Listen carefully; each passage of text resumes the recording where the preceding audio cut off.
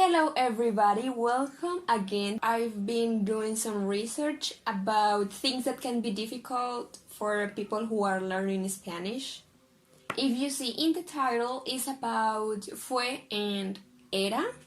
So to explain this, I have divided this topic into three main sections. So section number 1 is about descriptions using era, and section number 2 is about events in the past with fue.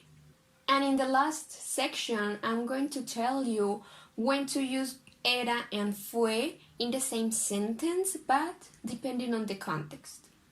So if you want to learn about it, watch the video until the end.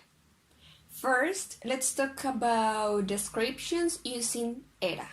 Here we talk about descriptions that happened in the past in an indeterminate time, or when it is not clear when what we are describing begins or ends.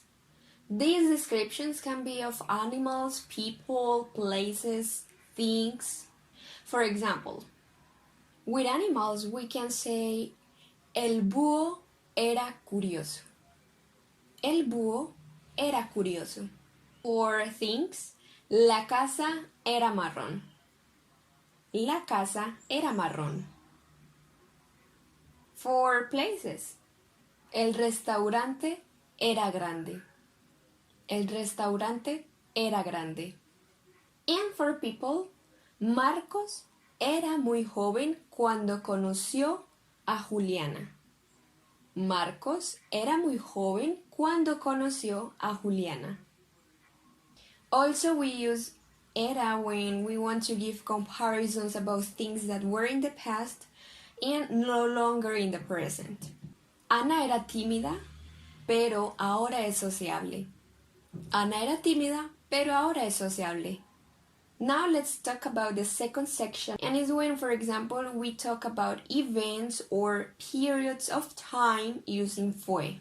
Here, different from era, we are going to use fue when we talk about a specific or determined periods of time. For example, when we talk about events that happened at a specific time in the past.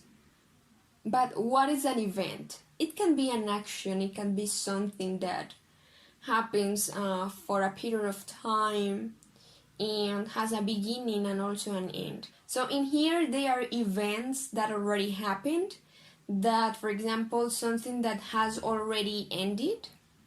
Here I have some examples: a meeting, an English course, a soccer game, a class, a party, a conference, a trip, wedding, a honeymoon, a concert, a festival, a movie, or for example a play, etc. There are many types of events.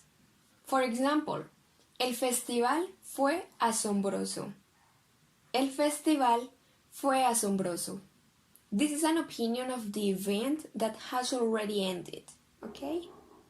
And I have another example.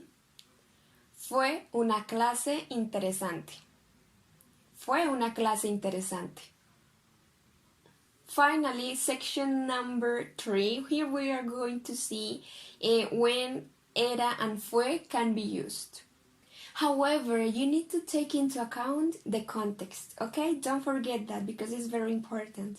We usually describe people with era, but not always. For example, Iván era una persona muy perezosa, pero un año antes de ir a la universidad fue una persona muy activa.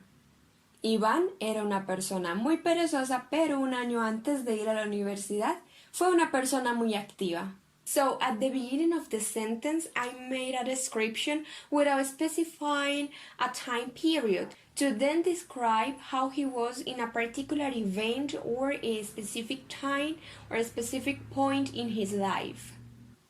So in here, it's very specific, the time, because I said that a year before going to college, he was very active. Now let's take a look to the following examples that are very similar to the last ones. Lorenzo era el mejor jugador de su época. Lorenzo era el mejor jugador de su época.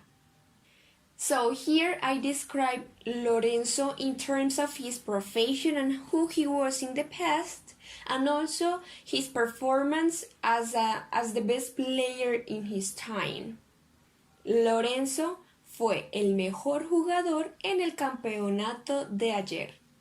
Lorenzo fue el mejor jugador en el campeonato de ayer. So, in the second sentence, in the second example, we are using fue because we are describing Lorenzo's performance in a specific event or concrete event or time in the past, which was yesterday's championship. So, it happens the same with the example I gave you at the beginning of the video. We have to take into account the context. Mariana era la campeona and Mariana fue la campeona del torneo del año pasado, for example. So both are correct. Okay, let's look at another example in case it is not clear yet. La profesora era muy seria. La profesora fue muy seria. So in the first sentence, I am describing the teacher's personality without specifying the time period of that behavior. And in the second sentence, la profesora fue muy seria en la reunión, en la clase. So in here, I mentioned a specific or concrete moment in which the teacher behaved like that, in the meeting or in the class.